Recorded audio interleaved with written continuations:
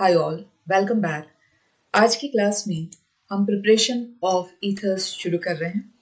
तो welcome back. मेरा नाम है दोषी शर्मा और आप मुझे देख रहे हैं ओसीसी स्टूडेंट्स प्लेटफॉर्म में। ओम केमिस्ट्री क्लासेस में हमने अल्कोहल्स और फिनॉल्स के प्रिपरेशन और केमिकल रिएक्शंस कंप्लीट कर लिए हैं और आज हम शुरू करेंगे प्रिपरेशंस ऑफ ईथर्स। तो स्टार्ट करते हैं। अगर आपको ये क्लास अच्छी लगती है, ओसीसी के कॉन्सेप्ट्स अगर आपको समझ में आते हैं, तो आप हमें लाइक कर सकते हैं, शेयर कर सकते हैं और सब्सक्राइब भी कर सकते हैं। ठीक है, तो प्रिपरेशन ऑफ ईथर शुरू करते हैं। सबसे पहले हमको ये समझना है कि एनसीईआरटी में कितने कॉन्सेप्ट्स दिए हुए हैं। वैसे तो प्रिपरेशन ऑफ ईथर्स करीबन अगर देखें तो 5 to 6 मेथड्स होते हैं, बट एनसीईआरटी में अभी जो सिलेबस में है वो सिर्फ 2 मेथड्स हैं। ठीक है, तो पहला जो होगा बाय डिहाइड्रेशन ऑफ अल्कोहल्स। पहला मेथड क्या होगा बेटा? Bye dehydration of alcohols. और जो दूसरा मेथड होगा वो नेमिंग रिएक्शन भी है, वो है Williamson synthesis. So Williamson synthesis is the second method which we can use. तो preparation of ether में by dehydration of alcohols और via Williamson synthesis हमको क्या प्रिपेयर करना है? ईथर प्रिपेयर करना है। अब इसमें अगर देखें तो by dehydration of alcohols, correct. तो सबसे पहले आप ये समझिए कि we can prepare symmetrical ether only, symmetrical ethers और ether only। ठीक है, इससे हम सिर्फ क्या बना सकते हैं? सिमेट्रिकल ईथर ही बना सकते हैं। क्लियर होता है? विलियमसन सिंथेसिस में कैन प्रिपेयर सिमेट्रिकल, हम सिमेट्रिकल भी बना सकते हैं और एसिमेट्रिकल भी बना सकते हैं। तो कैन प्रिपेयर सिमेट्रिकल एंड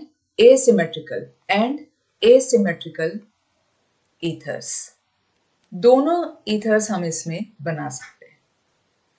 तो अब सबसे पहला क्वेश्चन ये आता है कि ये सिमेट्रिकल ईथर क्या है और ये एसिमेट्रिकल ईथर क्या है। क्लियर है? तो ईथर्स को आप रिप्रेजेंट करते हैं ROR से। ईथर्स को हम रिप्रेजेंट करते हैं ROR से, करेक्ट। तो अगर ऑक्सीजन के दोनों तरफ ये जो अल्काइल ग्रुप हैं वो क्या है? सिमिलर हैं। फॉर एग्जाम्पल यहाँ CH3 है और यहाँ भी क्या है? CH3 है। ठीक है, तो अगर आप ऑक्सीजन से देखें तो both side you have 1 carbon here and 1 carbon here. तो ये सिमेट्रिकल हो गया। That means the number of carbons on both side of oxygen is similar. तो इसको हम क्या बोलते हैं? Symmetrical ether. अगर इसी को हम देखें कि फॉर एग्जाम्पल मैंने ऑक्सीजन ले लिया और मैंने यहाँ CH3 रखा है, करेक्ट, और इधर रख लिया है C2H5। अब आप अगर ऑक्सीजन से चेक करें तो उसके जो राइट हैंड साइड में है वो 1 कार्बन है और लेफ्ट में 2 कार्बन है। तो number of carbons are not equal on the both the sides of oxygen. तो ये हो गया आपका एसिमेट्रिकल ईथर। तो बहुत इजी है समझना कि अगर नंबर ऑफ कार्बन सिमिलर हैं, अगर ये ऐसा भी हो C2H5O C2H5, तब भी ये क्या है? सिमेट्रिकल ईथर का एग्जाम्पल है, because number of carbon is similar on both the sides. Whereas in asymmetrical ether, the number of carbons are different on both the sides of oxygen. तो ये concept हमको सबसे पहले होल्ड करना है। Clear है? तो अब हम शुरू करते हैं आज का पहला topic, bye dehydration of alcohols. हम क्या शुरू करेंगे? Preparation of ethers bye dehydration of alcohols. अच्छा, अल्कोहल्स भी आपके होते हैं कितने? 1 डिग्री अल्कोहल भी होता है, 2 डिग्री अल्कोहल भी होता है और 3 डिग्री अल्कोहल भी होता है ना।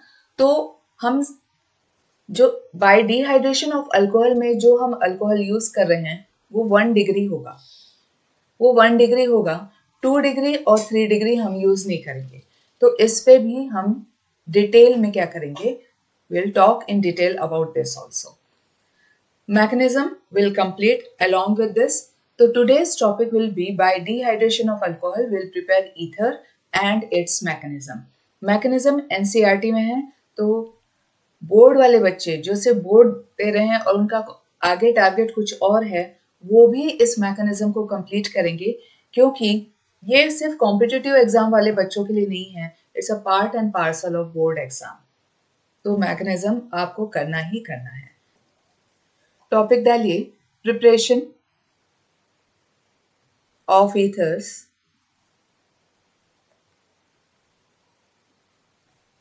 Bye dehydration of alcohol. Dehydration of alcohols. Alcohol molecules use होंगे यहाँ पे। तो सबसे पहले dehydration means removal of water molecule, removal of water molecule, है ना। तो हम क्या करेंगे, हम यहाँ 1 डिग्री अल्कोहल लेंगे, ठीक है, 1 डिग्री अल्कोहल यूज करेंगे और उसमें से we will remove water molecule. अब वाटर मॉलिक्यूल अगर रिमूव करना है तो आपको क्या लगेंगे, अब यहाँ से आगे बढ़े, आपको क्या लगेंगे, डिहाइड्रेटिंग एजेंट्स, डिहाइड्रेटिंग एजेंट्स। पानी निकालना है अगर अल्कोहल से तो डिहाइड्रेटिंग एजेंट्स की जरूरत पड़ेगी, करेक्ट। उसमें हम यूज करेंगे कॉन्सेंट्रेटेड H2SO4, ठीक है, और we will use concentrated phosphoric acid H3PO4। तो ये एज अ डिहाइड्रेटिंग एजेंट हमारे लिए काम करेंगे। अच्छा, इस पूरे रिएक्शन में ये जो प्रिपरेशन ऑफ ईथर्स है, इस पूरे रिएक्शन में ये टेम्परेचर स्पेसिफिक रिएक्शन है, ये एक टेम्परेचर स्पेसिफिक रिएक्शन है। तो जब हम ये प्रिपरेशन ऑफ ईथर करेंगे तो टेम्परेचर विल बी 413 केल्विन, ठीक है, हम टेम्परेचर रखेंगे 413 केल्विन। अच्छा, ये जो डिहाइड्रेटिंग एजेंट हम यूज कर रहे हैं इसको हम बोलते हैं protic acids. Protic means one who gives H positive। तो कॉन्सेप्ट समझ में आ रहा है कि क्या क्या यूज करना है हमको। सबसे पहले तो 1 डिग्री अल्कोहल का यहाँ पे यूज करना है। अब हम शुरू करते हैं 1 डिग्री अल्कोहल। तो हमको सबसे पहले लेने हैं 2 मॉलिक्यूल्स ऑफ 1 डिग्री अल्कोहल, ठीक है। रिएक्शन में हमको 1 डिग्री अल्कोहल लेना है, तो हम ले लेते हैं COH, ठीक है। अब यहाँ 1 degree means it should have 1 alkyl group, तो ये हो गया आपके पास 1 अल्काइल ग्रुप, तो मैं यहाँ रख लेती हूँ CH3, ठीक है। And take another molecule also, तो ये हो गया CH3। अब मैं सीधे लिख देती हूँ CH2 और OH।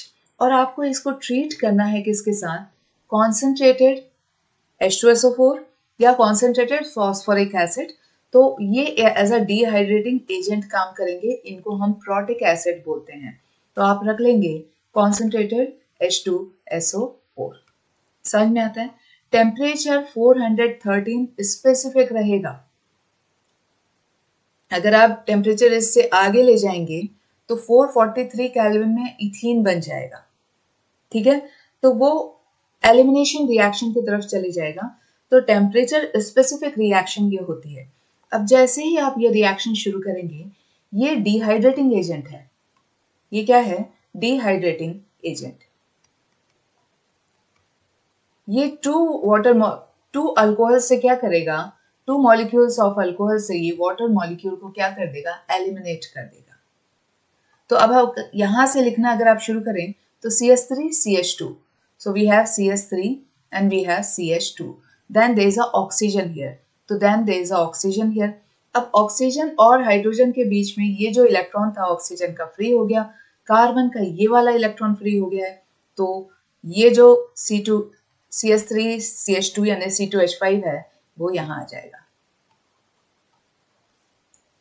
अब आप देखेंगे आपके पास क्या बना है, C2H5O, C2H5, सिमेट्रिकल ईथर बना है, सिमेट्रिकल ईथर। तो फॉर्मेशन ऑफ सिमेट्रिकल ईथर हुआ है, two molecules of alcohols eliminate water molecule using dehydrating agent, temperature 413 kelvin. ठीक है, समझ में आता है? अच्छा, ये पूरा रिएक्शन जो हो रहा है अभी मैकेनिज्म में देखेंगे, ये फॉलो करता है SN2 मैकेनिज्म को, ये फॉलो करता है न्यूक्लियोफिलिक सब्स्टिट्यूशन रिएक्शन 2 को। तो मैकेनिज्म में हम इसको कवर कर लेंगे।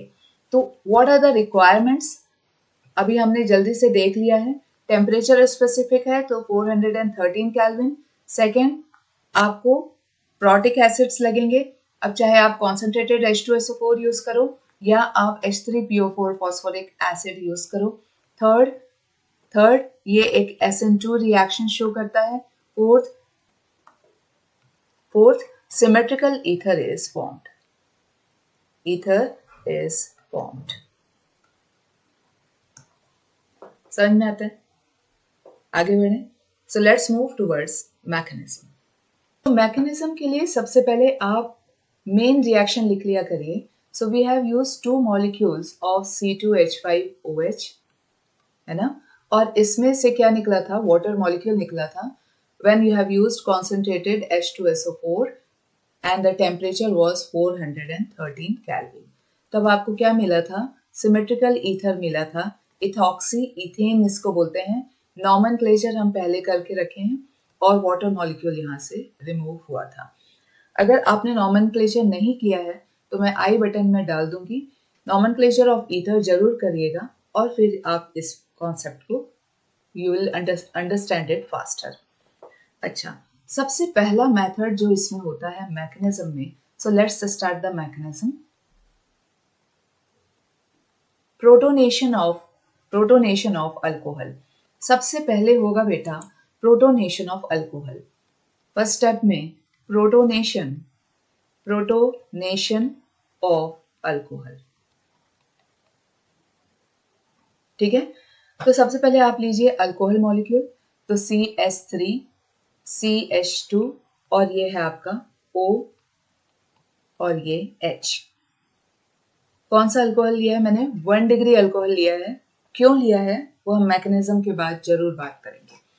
तो 1 डिग्री अल्कोहल हमने लिया है और इसका प्रोटोनेशन हम कर रहे हैं। अब प्रोटोनेशन के लिए H पॉजिटिव कहाँ से आया, प्रोटिक एसिड से। ये H2SO4 आपका क्या है, प्रोटिक एसिड है। डिहाइड्रेटिंग एजेंट तो है, वाटर मॉलिक्यूल निकालने में हेल्प करता है, लेकिन कैसे करता है, इट्स अ प्रोटिक एसिड। ये क्या देता है, H पॉजिटिव, तो ये आप कहाँ से लेंगे, फ्रॉम एसिड। अगर आपने फॉस्फोरिक एसिड यूज किया है तो उससे मिलेगा, और आपने H2SO4 यूज किया है तो भी H पॉजिटिव मिलेगा। अब क्या होगा कि ये जो साइट है, फर्स्ट इलेक्ट्रॉन के पास ऑक्सीजन के पास जो इलेक्ट्रॉन है वो अटैक करेंगे किस पे, H पॉजिटिव पे। ठीक है, तो ये आपके सामने बनेगा CH3 CH2 और ये हो गया O, ये H, 2 इलेक्ट्रॉन इधर। ऑक्सीजन ने अपने दोनों इलेक्ट्रॉन लगा के H पॉजिटिव को वेलकम किया है। उसका एक इलेक्ट्रॉन अब किसके पास है, हाइड्रोजन के पास है, तो उसके पास हो जाएगा पॉजिटिव। क्या लग गया उसके पास, पॉजिटिव। तो अल्कोहल का आपने क्या कर दिया, प्रोटोनेशन। इसको हम बोलेंगे प्रोटोनेशन ऑफ अल्कोहल। ठीक है, क्लियर होता है। अब सेकेंड स्टेप में होगा न्यूक्लियोफिलिक अटैक। न्यूक्लियोफिलिक अटैक मैंने आपको बोला था ये SN2 रिएक्शन है, न्यूक्लियोफिलिक सब्स्टिट्यूशन रिएक्शन 2। अब सेकेंड रिएक्शन में आपका सेकेंड मॉलिक्यूल ऑफ कौन आएगा, अल्कोहल आएगा। तो हम सेकेंड अल्कोहल ले लेते हैं। How many alcohols you have taken, 2, correct. तो सेकेंड रिएक्शन में हम अल्कोहल लेते हैं, will take the second molecule of alcohol, तो ये हो जाएगा CH3 CH2, ठीक है, O और H यहाँ रख लेती हूँ क्योंकि न्यूक्लियोफिलिक अटैक दिखाने में इजी होता है। वो किस पे करेगा, इस प्रोटोनेटेड अल्कोहल पे करेगा। तो इस प्रोटोनेटेड अल्कोहल को हम यहाँ बना लेते हैं। ये क्या है आपका CH3 CH2 करेक्ट O, और यहाँ है पॉजिटिव, ये है आपका H, इधर भी है आपका H। वाटर यहाँ से निकलते हुए मुझे तो दिख रहा है, लेकिन देखते हैं कि ये होगा कैसे। तो ऑक्सीजन के पास क्या है बेटा, पॉजिटिव चार्ज है, करेक्ट। ऑक्सीजन के पास पॉजिटिव चार्ज है, वो इलेक्ट्रोनेगेटिव एलिमेंट एटम है और उस पर पॉजिटिव चार्ज है, तो वो जरूर इलेक्ट्रॉन नेबरिंग से तो खींच ही रहा होगा। और इस कार्बन पे क्या है, पार्शियल पॉजिटिव। इस कार्बन पे क्या दिख रहा है आपको, partial positive, because oxygen being an electronegative has got positive charge. तो ये जो न्यूक्लियोफिलिक साइट है, ये जो न्यूक्लियोफिलिक साइट है, ऑक्सीजन में जो इलेक्ट्रॉन्स हैं वो इस कार्बन की हेल्प करेंगे स्टेप नंबर 1, और ऑक्सीजन को बेस्ट चांस मिलेगा इन दोनों इलेक्ट्रॉन को अपने तरफ खींचने का स्टेप नंबर 2। और जब ये खींचेगा तो वाटर मॉलिक्यूल यहाँ से क्या हो जाएगा, एलिमिनेट हो जाएगा। अब क्या बचा है यहाँ पे, it will release in the form of water molecule. मैंने आपको बोला था मुझे यहाँ H2O दिख रहा है, ठीक है। तो यहाँ हुआ आपका न्यूक्लियोफिलिक अटैक SN2। यहाँ पे जो न्यूक्लियोफिलिक साइट है वो ऑक्सीजन के लोन पेयर्स हैं, वो अटैक करेंगे कार्बन पे, और कार्बन पे अटैक करने के कारण ऑक्सीजन अपने दोनों इलेक्ट्रॉन खींचेगा और वाटर मॉलिक्यूल वहां से रिमूव हो जाएगा। देखते हैं यहाँ बना क्या है। तो सबसे पहले तो आप देखिए, वी हैव हियर क्या है हमारे पास, CH3 CH2 करेक्ट है ना। ऑक्सीजन ने अटैक किया था, तो ऑक्सीजन का एक पेयर मैं यहाँ रख देती हूँ, उसने अपने एक पेयर लगाया था अटैक करने में, किस पे, इस कार्बन पे, करेक्ट। तो उसको लिख लेते हैं CH2 and CH3। अब ऑक्सीजन के पास एक और चीज और है, वो है ये हाइड्रोजन, तो मैं यहाँ लिख देती हूँ उस हाइड्रोजन को।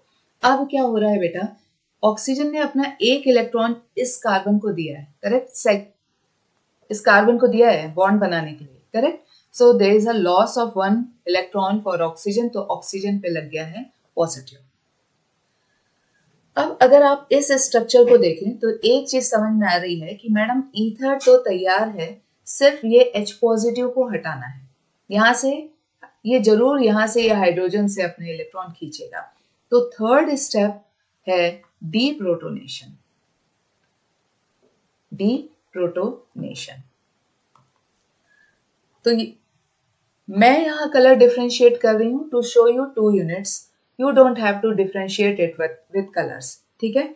आप जब एग्जाम हॉल में करेंगे तो आप कॉन्सेप्ट अच्छे से समझें तो आप आराम से ये काम विदाउट कलर डिफरेंशिएशन कर सकते हैं। अब यहाँ क्या होगा, हमारे पास क्या है, CH3 CH2 O, और यहाँ है H, और यहाँ है CH2 CH3, और ये है आपका लोन पेयर और ऑक्सीजन पे पॉजिटिव। तो अब ऑक्सीजन क्या करेगा, ये हाइड्रोजन से ऑलरेडी वो इलेक्ट्रॉन खींच रहा है, क्योंकि oxygen being an electronegative has got positive, तो वो इसको सैक्रिफाइस करेगा, दोनों इलेक्ट्रॉन हेट्रोलेटिकली अपनी तरफ खींचेगा। Heterolytically means shared pair of electron दोनों किसकी तरफ जाएंगे, ऑक्सीजन की तरफ। तो ये क्या बन गया बेटा, CH3 CH2, ये है आपका ऑक्सीजन, और उसने ये दोनों इलेक्ट्रॉन खींचे और ये हो गया CH2 CH3। आपका क्या बन गया, ईथर बन के रेडी है, जिसको आप क्या बोलते हैं, इथॉक्सी इथेन।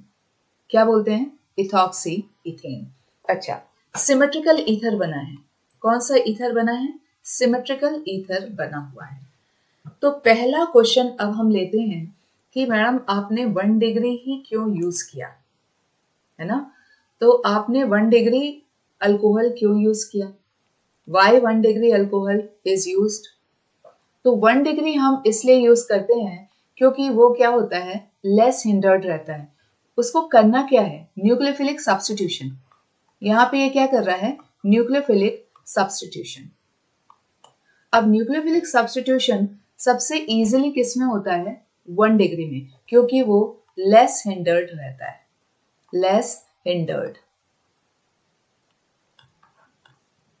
वो क्या रहता है, लेस हिंडर्ड रहता है। जिसको समझ में नहीं आ रहा है उसको मैं एक बार और समझा देती हूँ। ये सेकेंड स्टेप पे फोकस करिए, इसको मैं यहाँ ले आती हूँ। सेकेंड स्टेप पे फोकस करिए, ये है CH3 CH2 और ये है ऑक्सीजन और ये है आपका न्यूक्लियोफिलिक साइट, करेक्ट। इसको अटैक किस पे करना है? प्रोटोनेटेड अल्कोहल पे, करेक्ट। प्रोटोनेटेड अल्कोहल आपका कैसा है?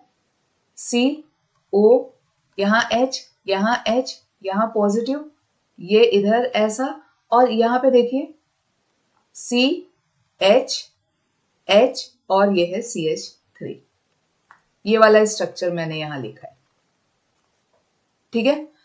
अब ये जब अटैक करेगा इस कार्बन पे, क्योंकि इस पे पार्शियल पॉजिटिव है, करेक्ट, तो ये जो एरिया है ये लेस हिंडर्ड होना चाहिए, ये एरिया खाली होना चाहिए, ताकि ये न्यूक्लियोफाइल आराम से उस कार्बन तक क्या हो सके, पहुंच पाए। SN2 में आपको पढ़ाया गया है कि the nucleophile has to reach to the carbon of COH bond, है ना, इस कार्बन तक उसको पहुंचना है, तो ये जो रास्ता है वो खाली होना चाहिए। तो लेस हिंड्रेंस मीन्स यहाँ पे क्राउडेडनेस नहीं होनी चाहिए। तो 1 डिग्री अल्कोहल हम क्यों यूज करते हैं? 1 डिग्री अल्कोहल क्या रहता है? लेस हिंडर्ड रहता है, उसमें स्टेरिक हिंड्रेंस लेस रहती है टुवर्ड्स इनकमिंग न्यूक्लियोफाइल।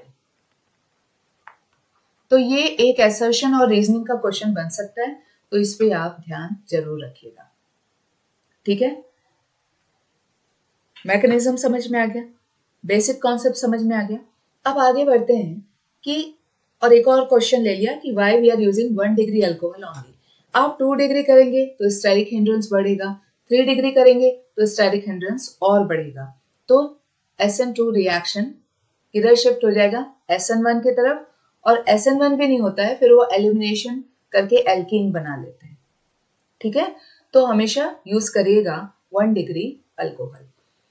तो अब हम देखते हैं कि अगर आप टेम्परेचर बढ़ा देते हैं, क्या करते हैं? टेम्परेचर बढ़ा देते हैं। तो अब हम थोड़ी NCERT की भाषा बोलते हैं, CH3 CH2OH। जब हमने इसको ट्रीट किया 413 केल्विन, है ना, एंड कॉन्सेंट्रेटेड H2SO4 के साथ, तो हमको क्या मिला था? हम यहाँ समझ रहे हैं कि यहाँ 2 मॉलिक्यूल्स हमने यूज किए थे और हमको ईथर मिला था, CH3 CH2O, फिर यही CH2 CH3, हमको क्या मिला था बेटा? ईथर मिला था। अब इस पूरे रास्ते में हमने किया क्या था? 2 मॉलिक्यूल्स यूज किए थे, CH3 CH2OH के, और उसमें से क्या निकला था? वाटर मॉलिक्यूल निकला था और आपको उसने ईथर दिया था। ये हम अभी पूरा पढ़ चुके हैं, है ना। अब लेकिन अगर आप अल्कोहल को टेम्परेचर चेंज कर देते हैं, टेम्परेचर बढ़ा देते हैं, चलो टेम्परेचर आपने बढ़ा दिया है, तो अगर आप 443 कर देते हैं, 443 केल्विन, H2SO4 भी है कॉन्सेंट्रेटेड। अब अगर आप 443 केल्विन करेंगे तो ये रिएक्शन किधर चले जाएगा? टुवर्ड्स फॉर्मेशन ऑफ एल्कीन्स की तरफ चला जाएगा। अब ये देखिए कैसे होगा, CH3, ये हो गया आपका CH3, ये आपका हो गया CH2 और ये हो गया OH। 1 डिग्री अल्कोहल ही लिया है, लेकिन अगर आपने टेम्परेचर बढ़ाया तो वाटर मॉलिक्यूल, यही एक ही अल्कोहल मॉलिक्यूल से वाटर क्या हो जाएगा? निकल जाएगा। यहाँ 2 मॉलिक्यूल से वाटर निकलता था तो ईथर बनता था, यहाँ विद इन द मॉलिक्यूल क्या हो जाएगा? वाटर निकलेगा, ये और ये बॉन्ड क्या हो जाएंगे? फ्री हो जाएंगे। तो क्या बनता दिख रहा है आपको? एल्कीन बनता दिख रहा है। क्या दिख रहा है आपको? एल्कीन का फॉर्मेशन दिख रहा है ना, यहाँ H, एल्कीन का फॉर्मेशन, इथीन दिख रही है मेरे को। तो अगर आप टेम्परेचर, ये रिएक्शन टेम्परेचर स्पेसिफिक रिएक्शन है, अगर टेम्परेचर आपने बढ़ा दिया तो वहां वो रिएक्शन किधर चले जाता है? वो रिएक्शन चला जाता है टुवर्ड्स फॉर्मेशन ऑफ एल्कीन के तरफ।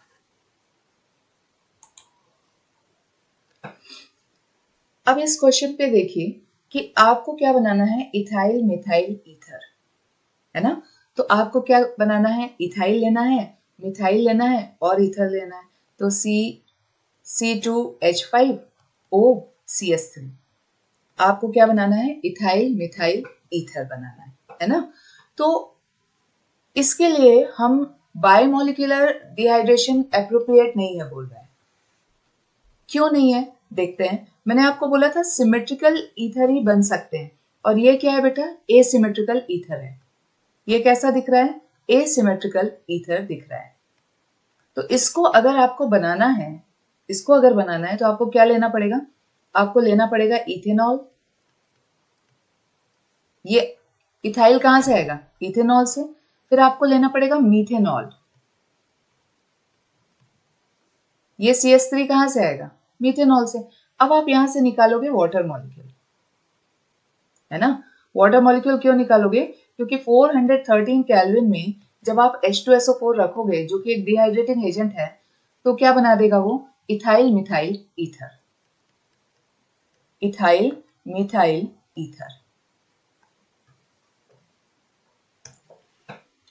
तो आप बोलोगे मैडम ये तो बन गया, ये तो बन गया। हाँ ये बन गया है, लेकिन आपने ये कितना लिया है बेटा? आपने लिया है 1 मोल। ये भी कितना लिया है? 1 मोल। 1 मोल यानी 6.022 into 10 power 23 molecules of ethanol and that many molecules of methanol। तो ये तो बनेगा, इसके साथ साथ दो प्रोडक्ट्स और बनेंगे। वो क्या है? हो सकता है ये जो 1 मोल लिया है आपने इथेनॉल, हो सकता है इथेनॉल दूसरे इथेनॉल के साथ मिलके वाटर मॉलिक्यूल निकाल दे। उस केस में आपको क्या मिलेगा? C2H5 OC2H5, है ना। और ये भी हो सकता है कि ये जो मीथेनॉल है, मीथेनॉल दूसरे मीथेनॉल के साथ मिलके वाटर मॉलिक्यूल निकाल दे। तो इस केस में क्या प्रोडक्ट मिलेगा आपको? CH3OCH3। तो यहाँ पे आपको डाईइथाइल ईथर भी मिल रहा है और डाईमिथाइल ईथर भी मिल रहा है और इथाइल मिथाइल ईथर भी मिल रहा है। यानी आपको क्या मिल रहा है? मिक्स्ड ईथर मिल रहा है। कि इस प्रोसेस में हमको मिक्स प्रोडक्ट मिल रहे हैं, और मिक्स प्रोडक्ट को सेपरेट करने में टाइम लगता है। ठीक है।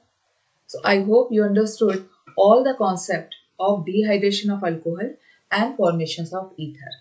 नेक्स्ट क्लास में हम लेंगे विलियमसन सिंथेसिस, और उसके बाद हम बढ़ जाएंगे towards chemical reactions of ethers. So see you in the next class.